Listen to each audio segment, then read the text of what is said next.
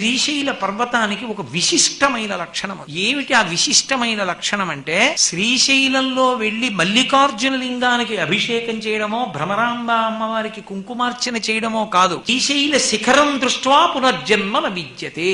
శ్రీశైలంలో ఉన్నటువంటి శిఖరాన్ని చూస్తే చాలు. ఏ శిఖరం?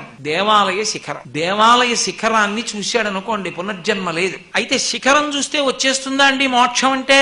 వస్తుంది. ఒకప్పుడు పార్వతీదేవి ఈ ప్రశ్న పరమశివుణ్ణి అడిగింది. అంటే పార్వతీదేవికి తెలియదా అండి అని అనుకోకండి. మనకి చెప్పడానికి ఆది దంపతులు అలా ఆడుతూ ఉంటారు నాటకం. అయ్యా, ఇంతమంది వచ్చి చూస్తున్నారు కదా, శిఖరం కనపడిన వాళ్ళందరికీ మోక్షం వస్తుందా అని అడిగింది పార్వతీదేవి. ఆయన అన్నాడు, వస్తుంది. ఎవరికి వస్తుందని అడిగింది. ఎవరికి వస్తుందో చూపిస్తాను రా అన్నాడు. విభూతి కుండం ఉంది కదా కింద, అందులో పరమశివుడు వృద్ధ బ్రాహ్మణ రూపంలో దిగబడిపోయాడు. చెయ్యొక్కటి బయట పెట్టాడు, పెద్ద అరుపులు అరుస్తున్నాడు. అయ్యో, నన్ను ఎవరైనా పైకి లాగండి, పైకి లాగండి, పైకి లాగండి అని. పార్వతీదేవి వృద్ధ బ్రాహ్మణి రూపంలో ఏడుస్తోంది. అయ్యో, నా భర్త ఊబిలో దిగిపోతున్నాడు, ఎవరైనా వచ్చి తీయండి అని. పరుగు పరుగున వచ్చారు కొంతమంది, మేము లాగుతామని. అయ్యో, నా భర్తని లాగేటప్పుడు కించిత్ పాపం లేకపోతేనే లాగాలి. అయ్యో, మేము చేసినవి చాలా ఉన్నాయమ్మా అని వెళ్ళిపోయారు. ఒక వేశ్య, ఆమె జీవితం అంతా పడుపు వృత్తితో గడిపింది. ఆవిడ వచ్చింది. వచ్చి, అమ్మా నేను లాగుతాను, నువ్వే పాపం చేయలేదా అంది. చేయకేమ్మా, నేను వేశ్యా వృత్తిలో ఉన్నాను, ఎన్ని పాపాలు చేశానో, శ్రీశైల శిఖరం చూశాను కాబట్టి నాకు మోక్షానికి అర్హురాలను. అంటే నాకు పాపం లేదు, పుణ్యం లేదమ్మా.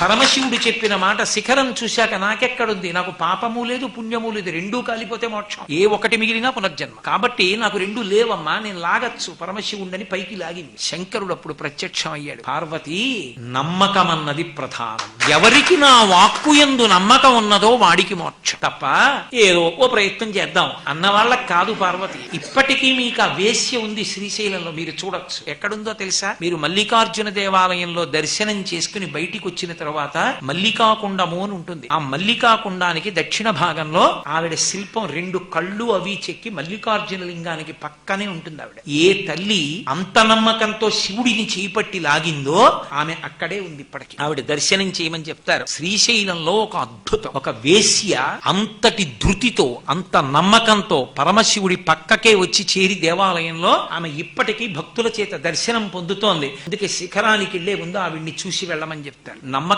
నేర్చుకో. ఆవిడ పక్కకి చేరింది, నువ్వు చేరగలవు నమ్మగలిగితే శ్రీశైలం.